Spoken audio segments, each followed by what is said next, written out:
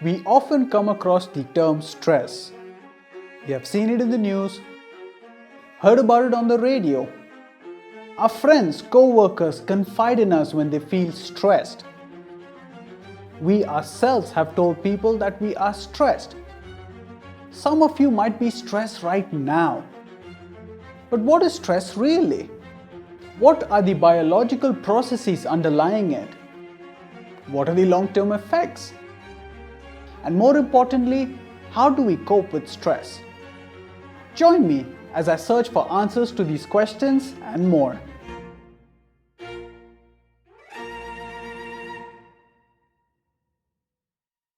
In this episode, we are going to talk about how people cope with stress. We will also be exploring some relaxation techniques that would help you if ever you are stressed. Let's get started. Wait, Connor. Lee, I got this. Coping can be defined as the process of trying to manage the demands of the stressor. Just as how stress depends on an individual's perception of the environment, coping too depends on an individual's coping strategies. So, what are the coping strategies? Well, people can choose to either deal with the stress, what is known as the approach coping style, or avoid it completely, the avoidant coping style.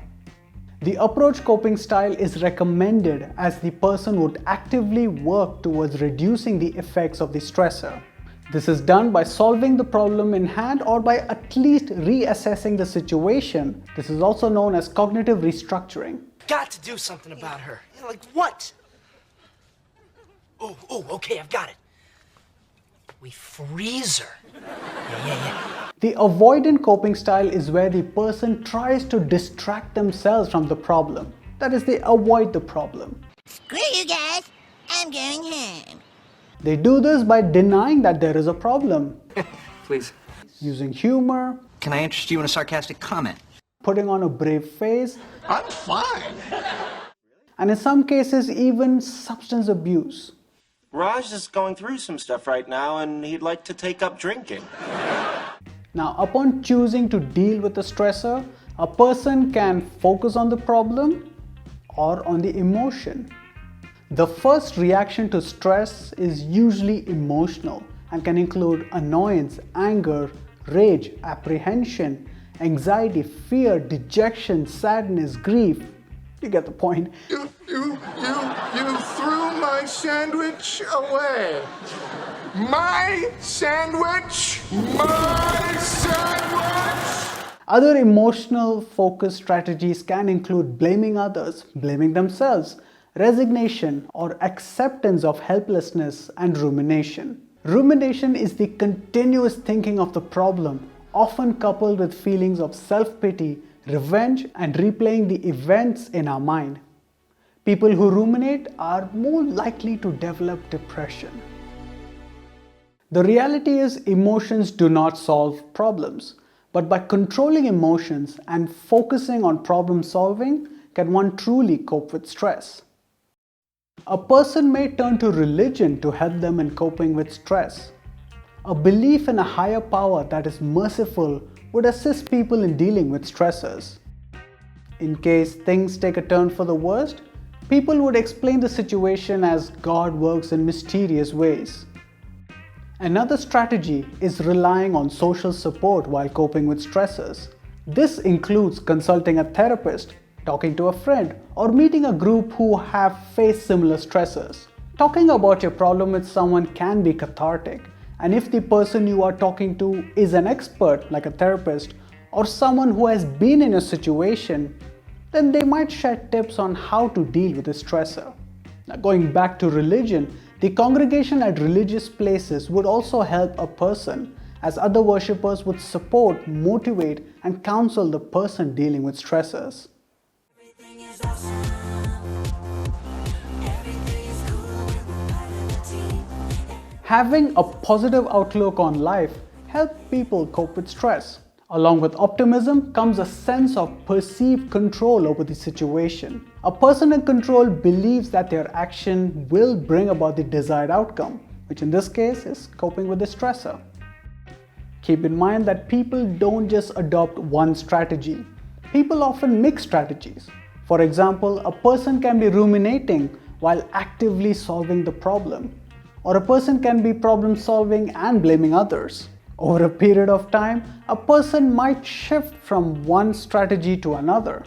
Say a person initially adopts an avoidant coping style. The person may then rely on social support by talking to friends or therapists, and over time, the person might transition to an approach coping style. But then, how do we help people who were avoiding the problem but now want to approach it with the intention of problem solving? What about those already under chronic stress? How can we reduce the distress caused by stress? Irrespective of the stressor, the first step will be to reduce the psychological effects of the stressor. That is, we need to diminish the negative effects of stress, aka relax. This is done by adopting one or more relaxation techniques.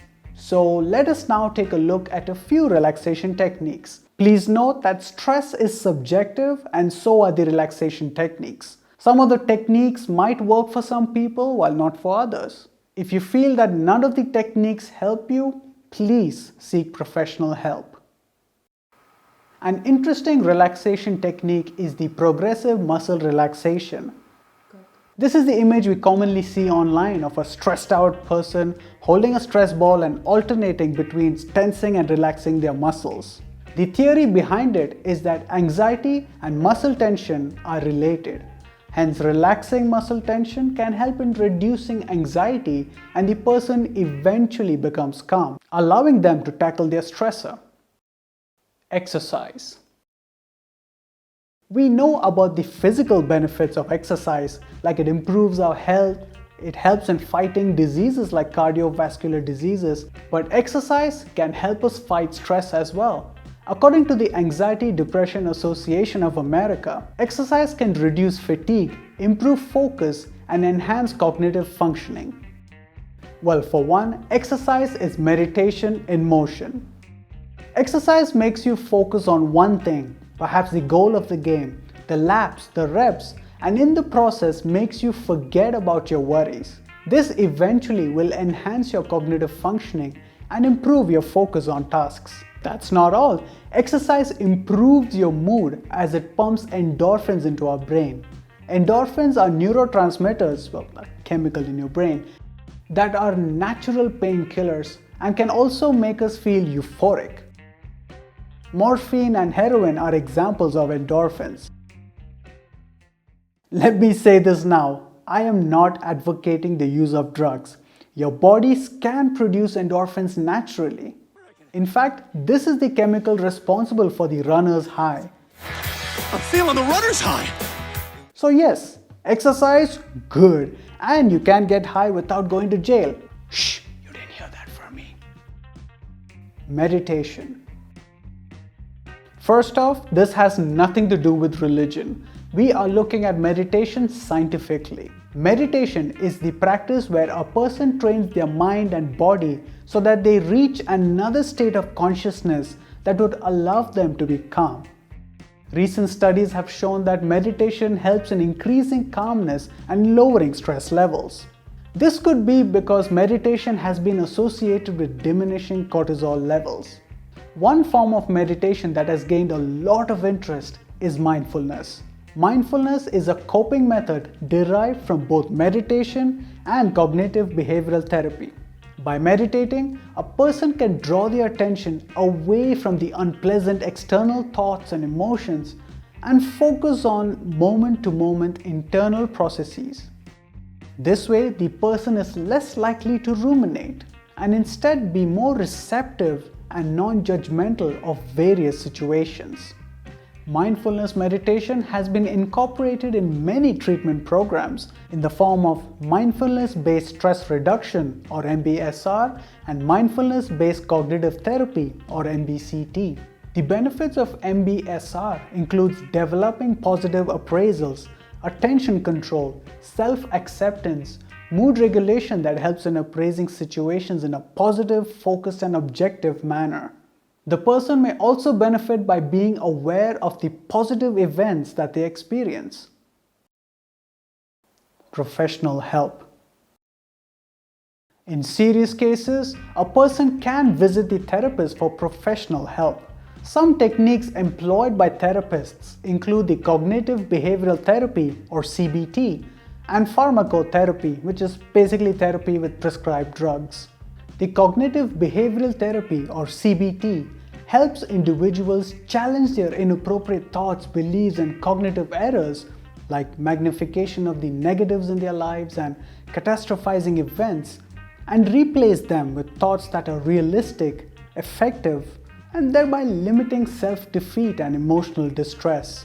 CBT is also useful in helping patients with various symptoms of stress like anxiety, depression, eating disorders, and substance abuse.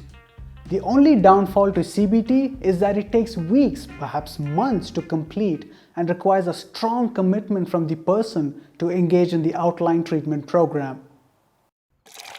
And finally, pharmacotherapy. Please know that I do not want to promote self-medication, so I will not be naming drugs here. But yes, a professional can prescribe drugs that would help. The drug prescribed would depend on your allergies, the intensity of the symptoms, other health conditions, and the other drugs you're currently on. But remember, always consult professionals. Never self-medicate. Folks, stress is a part of our lives, whether we like it or not. It is up to us to face it smartly. Approaching the problem with a positive emotion, affirming that you have control, and knowing that help can be accessed easily, be it family, friends, or even the therapist, will help a person cope with stress. Adopting healthy relaxation techniques like meditation will help you be mindful and look at the situation differently. Of course, fostering better health habits like eating a balanced diet, sleeping properly will also ensure that you are not negatively affected by stress. Remember, life is too precious to focus on the negatives and to be miserable. Make the best of your time here. Be happy, eat that pizza, do the things you love with the people you love. Alright folks, tell me, how do you deal with stress? Let me know in the comment section below. And if you haven't done so yet, don't forget to hit that subscribe button so that you are notified when my next video is out. Well, that's it from me. I'll see you in the next one.